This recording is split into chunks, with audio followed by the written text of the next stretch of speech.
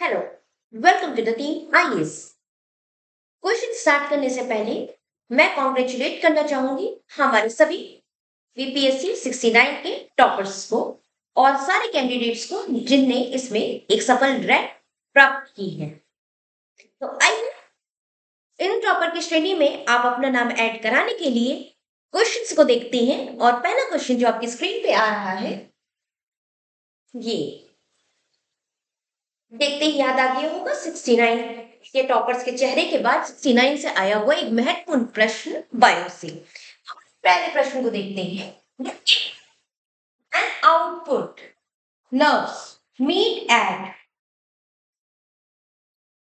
देखिए नर्व्स है तो यानी कि ये क्वेश्चन कहां से है? आपके न्यूरल सिस्टम यानी कि जिसको नर्वस सिस्टम भी कहा जाता है, वहां से आपसे ये प्रश्न किया गया है।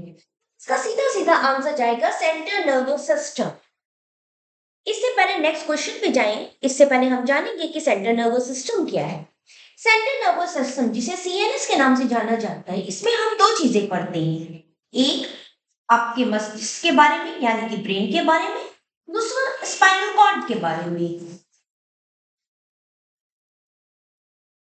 इन दोनों के मिलने से बनता है सेंट्रल नर्वस सिस्टम यानी कि सीएनएस। इसके अलावा एक और होता है पीएनएस यानी कि पेरिफेरल नर्वस सिस्टम, जिसमें हम लोग नर्व्स के बारे में पढ़ते हैं जो कि आपके ब्रेन से अराइज होती है, जिन्हें क्रेनियल नर्व्स कहते हैं, और आपके स्पाइनल कॉर्ड से अराइज करती है, जिसे स्पाइनल नर्व्स के नाम से जाना जाता है। आइए नेक्स्ट क्वेश्चन की तरफ चलते हैं हम लोग। Shrinkage of the sound is determined by, ठीक है, स्टिफनेस की बात की जा रही है। इसका मतलब क्या होता है? शार्प वॉइस या हार्श वॉइस ये किसके द्वारा डिटरमाइन की जाती है? क्या एम्पलीट्यूड ऑफ द साउंड है, wavelength of the sound, velocity of the sound है, या more than one of the above है? तो जैसा आपने पढ़ा होगा बेसिक क्लासेस में कि ये डिपेंड करता है फ्रीक्वेंसी पर बच्चों यहाँ पे आपको किसी भी ऑप्शन में फ्रीक्वेंसी नहीं दिखाई दे रहा हो, लेकिन आपने बेसिक क्लास में ये भी पढ़ा होगा कि फ्रीक्वेंसी और वेवलेंथ के बीच में कैसा रिलेशन होता है, एक इनवर्स रिलेशन होता है, जिसके कारण यहाँ पे क्या हो जाएगा answer wavelength of the sound, यानी कि option B is the correct answer. Next question पे चलते हैं। Question number 3. Which of the following photoelectrical device is the most suitable for the digital appliances? Digital appliances के लिए पूछ रहे हैं कौन सा मोस्ट सुटेबल है। तो बच्चों ये सब वन लाइनर क्वेश्चंस होते हैं जिसका डायरेक्ट आंसर जाएगा फोटोवोल्टिक सेल। ठीक है, जिसे पीवी सेल भी कहते हैं, photovoltaic cell. Next, the ball bearing is used to convert, किसको कन्वर्ट कर रहे हैं? ये static friction into ball bearing. आपकी साइकिल्स में भी होती है बॉल बेयरिंग। वो स्टैटिक फ्रिक्शन को किस में कन्वर्ट करता है? क्या वो ड्रैग में कन्वर्ट करता है, स्लाइडिंग में कन्वर्ट करता है, रोलिंग में कन्वर्ट करता है, या फिर एक से अधिक? इसका सही आंसर है, इसका सही आंसर क्या हो जाएगा? वो रोलिंग में कन्वर्ट करता है। जैसे मैंने आपको जस्ट एग्जांपल दिया कि बॉल बेयरिंग कहाँ होती है, आपकी साइकिल्स में होती है। तो आपकी साइकिल स्टैटिक थी, पर जैसे ही बॉल आपने पैडल मारा, बॉल बेयरिंग ने भी वर्क करना शुरू किया, वैसे ही आपकी साइकिल क्या हो गई? रोल करने लगी, यानी कि आगे की तरफ बढ़ने लगी।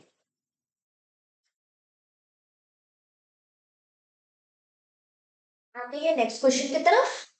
अ goalkeeper in a game of football pull, मतलब अपने हाथ को पीछे खींचता है, pull his hand backward after holding the ball shot at the goal, this enable the goalkeeper to, ठीक है, फुटबॉल के खेल में गोलकीपर क्या कर रहा है? अब बॉल जैसे पकड़ते हैं, आपने कैच भी लेते समय देखा होगा कि कैच ऐसा नहीं ले लिया जाता है। कैच लेते समय जो भी फील्डर होता है या यहाँ पे क्या है, आपका गोलकीपर है, वो क्यों कर रहा है? अपने हाथ को पीछे की तरफ करता है। तो ये क्यों करता है? यहाँ पे न्यूटन का सेकंड लॉ लगता है। क्लियर? लेकिन सेकंड लॉ के अलावा यहाँ पे क्या किया जाता है? मोमेंटम से इसका रिलेशन बनता है। जब हम बॉल कैच करते हैं और अपना हाथ पीछे की तरफ लेते हैं तो हम मोमेंटम को क्या करते हैं, डिक्रीज करते हैं। तो यहाँ पे देखते हैं डिक्रीज करने वाला कोई ऑप्शन है? यहाँ तो लार्ज फोर्स हो रहा है, यहाँ इंक्रीज कर रहे हैं। ऑप्शन सी में decrease the rate of change of momentum, decrease the rate of change of momentum. तो यहाँ पे करेक्ट आंसर क्या हो जाएगा? सी हो जाएगा।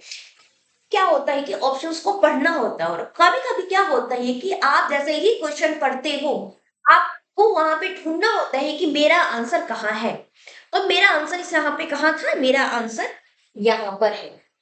मैंने इसमें न्यूटन सेकंड लॉ के बारे में बात की थी, तो याद रखिएगा the change in the momentum is equal to क्या होता है? फोर्स अप्लाइड होता है। बात को याद रखिएगा। 6 पे आते हैं। Which among the following is positively charged particle emitted by the radioactive element? जैसे बच्चों मैंने जस्ट बताया कि कुछ क्वेश्चंस में आपको ऑप्शन पढ़ने की जरूरत पड़ती है, कुछ में सिर्फ क्वेश्चन पढ़ते ही आपके दिमाग में क्या होना चाहिए? आंसर स्ट्राइक करना चाहिए। जैसे कि इस क्वेश्चन में है, सीधे सीधे यहाँ पे आपको ढूंढना था अल्फा रे कहाँ पर है या पार्टिकल कहाँ पर है। तो कहाँ पर है ये? ऑप्शन बी में है। तो correct answer is option B.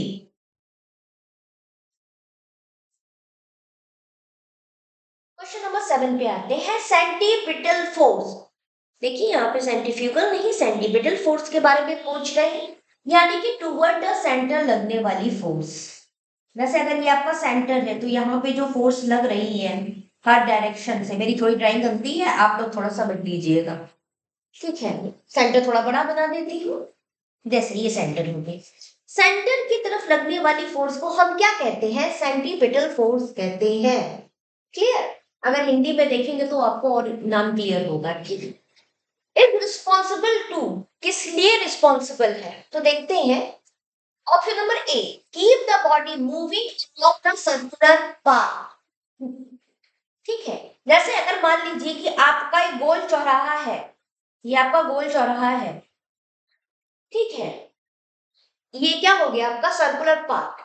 Option number A ये कह रहा है। ऑप्शन नंबर बी क्या कह रहा है? Flying the object along the straight line, किसी सीधी लाइन में किसी ऑब्जेक्ट को उड़ाना है। ठीक है, प्लेन को भी उड़ा सकते हो, पतंग को भी उड़ा सकते हो, पर बम से कुछ मत उड़ाना। ठीक है, independent motion of the object in the space. तो आप मुझे बताइए सेंट्रीपिटल फोर्स का इसमें फंक्शन क्या है? देखो बच्चों, बेसिक क्यों पढ़ना जरूरी होता है? क्योंकि जैसे ही आप बेसिक क्लास करते हो तो ये मालूम होता है कि यहाँ पे ऑप्शन क्या है, डायग्राम में भी बना रखा है कि किसी भी बॉडी को सर्कुलर पार्ट में रखने के लिए रिस्पॉन्सिबल कौन सी फोर्स है? सेंटीपिटल फोर्स है। It is clear? तो यहाँ पे ऑप्शन क्या हो जाएगा करेक्ट? आपका ऑप्शन ए हो जाएगा। आइए नेक्स्ट क्वेश्चन की तरफ बढ़ते हैं। Which of the following energy change involve friction force? Which of the, फिर से मैं पढ़ूंगी, which of the following energy changes involve the frictional force? ये भी आया हुआ क्वेश्चन है आपके, हम प्रीवियस ईयर क्वेश्चन सॉल्व कर रहे हैं।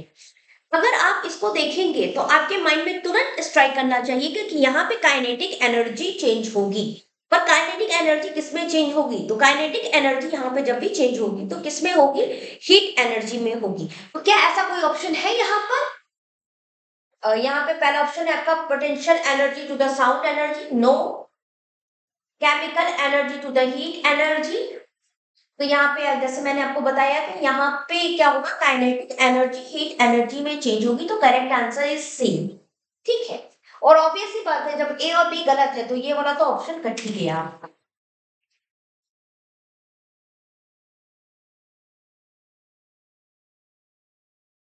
पहले हम लोग नेक्स्ट क्वेश्चन की तरफ जाएंगे। एक इंपॉर्टेंट अनाउंसमेंट आपके लिए, तो एक खुशखबरी भी आपके लिए। द टीम आईएएस लॉन्च करते हैं एसे के टेस्ट सीरीज को। आप चाहें तो जल्द से जल्द इनरोल करा सकते हैं क्योंकि फ्यू सीट ही अवेलेबल है इसके लिए। ओके, तो आपके कॉन्टेक्ट नंबर यहाँ पे स्क्रीन पे दिए गए हैं। आप सेंटर पे भी आके करवा सकते हैं और या फिर फोन के द्वारा भी करवा सकते हैं। स्क्रीनशॉट लीजिए और एनरोल कराइए। हमारी expert facility one one doubt solve करने में बिलीव करती है। ओके, चलिए नेक्स्ट क्वेश्चन की तरफ चलते हैं और ऐसे को मत भूलिएगा। क्वेश्चन नंबर 9, सिमिलर क्वेश्चन पहले भी बनाए हुए हैं हम लोग, तो यहाँ पे मैं डायरेक्ट आंसर बता देती हूँ आपको। बस moving along a straight path and take turn to the right side. Suddenly, the passenger sitting in the bus will be, ठीक है, will किधर जाएंगे? मैंने क्या बताया था प्रीवियस वाले में भी कि अगर बस स्ट्रेट जा रही है और अचानक वो अपना डायरेक्शन चेंज करती है, तो जिस डायरेक्शन में चेंज करेगी उसके अपोजिट टर्न हो जाएगा, यानी कि राइट साइड जा रहे हैं तो यहाँ पे बेंड क्या हो जाएगा? लेफ्ट साइड हो जाएगा, तो bend toward the left side. इस बात का ध्यान रखना है आप लोगों को। नेक्स्ट क्वेश्चन में चलते हैं।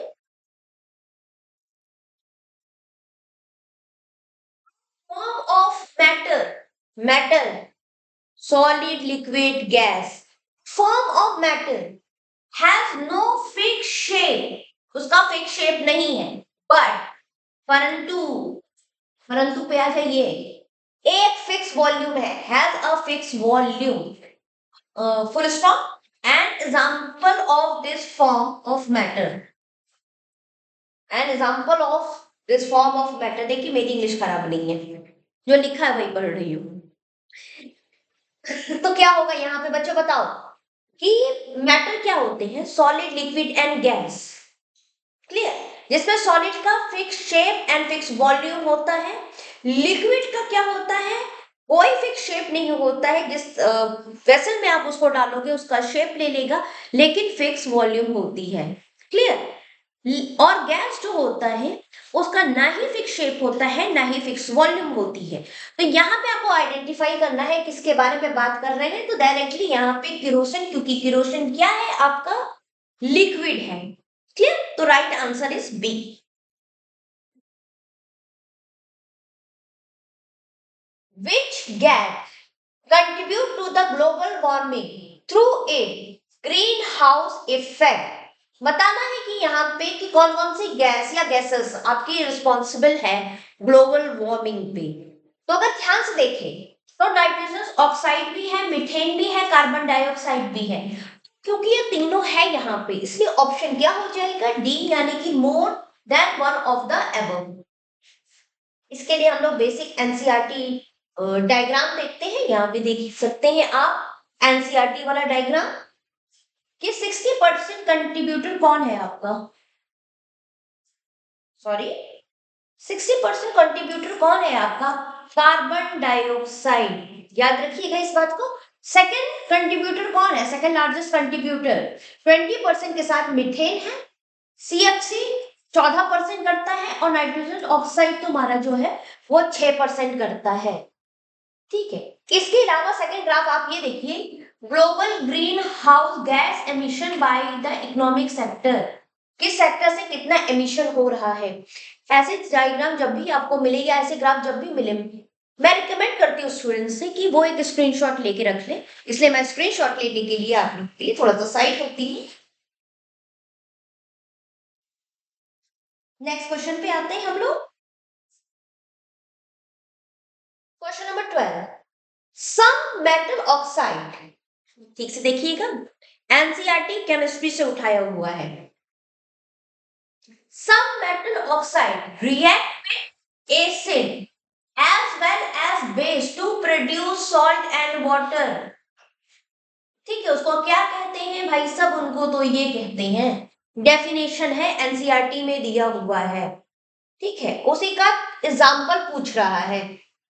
तो अगर आपने बेसिक एनसीईआरटी पढ़ा होगा तो आपको पहला ही ऑप्शन समझ में आ गया होगा और answer is first option, means option number A. इसलिए मैं बार बार कहती हूँ कि आप लोगों को साइंस में खासकर एनसीईआरटी पढ़ना होता है, क्योंकि डायरेक्ट एनसीईआरटी से क्या होते हैं, आपसे प्रश्न पूछे जाते हैं। क्लियर? नेक्स्ट क्वेश्चन की तरफ चलते हैं हम लोग। क्वेश्चन नंबर 13, ये भी एनसीईआरटी से पूछा गया सवाल है। क्लियर? देखिए क्या पूछ रहा है, और ये सब आपके बीपीएससी प्रीवियस ईयर पेपर है। अब देखिए, acid react with metal carbonate to liberate with gas. सीधा क्वेश्चन है, और जिनने एनसीईआरटी अच्छे से पढ़ी होगी वो इस फिल इन द ब्लैंक्स के ब्लैंक को भर चुके होंगे CO2 से।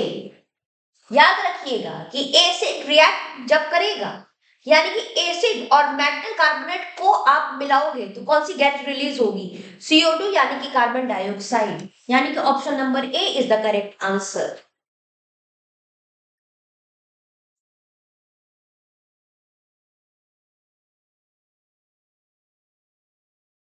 Now next question, which acid is described as HOOCCOOH?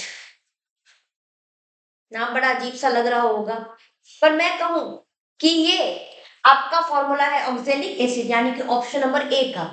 तब ऑक्जेलिक एसिड का फॉर्मूला होता क्या है? अगर केमिकल फॉर्मूला की बात की जाए तो C2H2O4 ये होता है ऑक्जेलिक एसिड। अब जरा यहाँ पे काउंट करेंगे कि C कितने हैं, 1 2, H कितने हैं, 1 2, O कितने हैं, 1 2 3 4।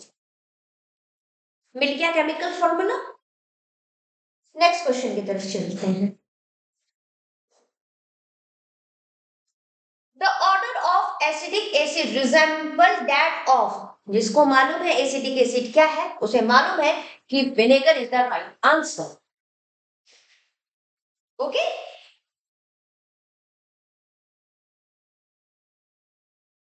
लास्ट क्वेश्चन, व्हाई डज, ध्यान से देखिएगा, why does dry HCl gas not change the colour of the dry litmus paper? Dry HCl gas change नहीं करती है colour of the dry litmus paper. देखो केमिस्ट्री में जब भी एक्सपेरिमेंट किया होगा तो उसमें देख, लिटमस पेपर का आपने इस्तेमाल किया होगा 10 तक के एक्सपेरिमेंट में। उसमें क्या होता था कि जो एसिड होता था वो लिटमस पेपर का कलर क्या करता था, रेड में, और बेसिक क्या करता था, लिटमस कलर का पेपर ब्लू में चेंज करता था। लेकिन इससे भी इंपॉर्टेंट एक फैक्टर था कि कभी भी ड्राई लिटमस पेपर या ड्राई गैस अगर आप पास करा रहे हो तो वो नहीं चेंज कर सकता है। क्यों नहीं चेंज कर सकता है, इसका जवाब भी एनसीईआरटी में दिया हुआ है, मैं इसी में से आपको समझा देती हूँ। ऑप्शन नंबर ए कहता है blue litmus paper become dry in the presence of the dry HCl।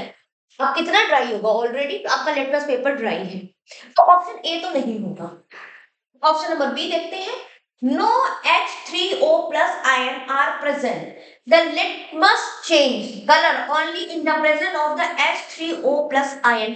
ये थोड़ा सा लॉजिकल लग रहा है तो उसको साइड में रखते हैं। थर्ड में जाते हैं, HCl gas act as a dehydrating agent। लग रहा है लॉजिकल है, कभी नहीं, कोई लॉजिकल नहीं है, बस ये दोनों गलत हुआ, ये भी गलत हो गया, and you got your answer that is option number B. देखो, लिटमस पेपर चेंज करने के लिए सबसे बड़ा फैक्टर होता है कि H3O प्लस आयन रिलीज हो।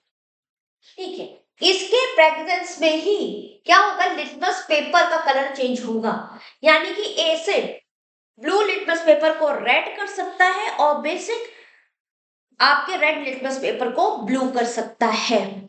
अगर ये प्रेजेंट नहीं है, वाटर मॉलिक्यूल्स प्रेजेंट नहीं है, तो आपका कभी भी चेंज नहीं होगा। इस बात को ध्यान रखना, इसलिए यहाँ पे करेक्ट आंसर क्या होगा, बी, यानी कि no H3O plus ions are present, क्योंकि दोनों चीज आपकी क्या है, ड्राई है, और लिटमस पेपर चेंज या litmus change colour only in the presence of the H3O plus ions. Okay, I hope कि जो हम लोग सीरीज चला रहे हैं प्रीवियस ईयर की वो आपके लिए यूजफुल साबित हो रही हो और आप इन सीरीज को एंजॉय कर रहे हो। इसी तरीके से और इस तरह के इनिशिएटिव के लिए आप हमारे चैनल को लाइक एंड सब्सक्राइब कीजिए और हमारे साथ बने रहिए ताकि आपकी तैयारी हम और बेहतरीन कर सके। और याद रखिए, हमारे एसी का कोर्स लॉन्च हो चुका है, लिमिटेड सीट है, इसलिए आप लोग जल्दी से जल्दी रजिस्ट्रेशन करवाइए और अभी बहुत अच्छे डिस्काउंट चल रहे हैं, उनका फायदा लीजिए। इसी के साथ all the best for your preparation and मैं विदा लेती हूँ आपसे। Have a nice day.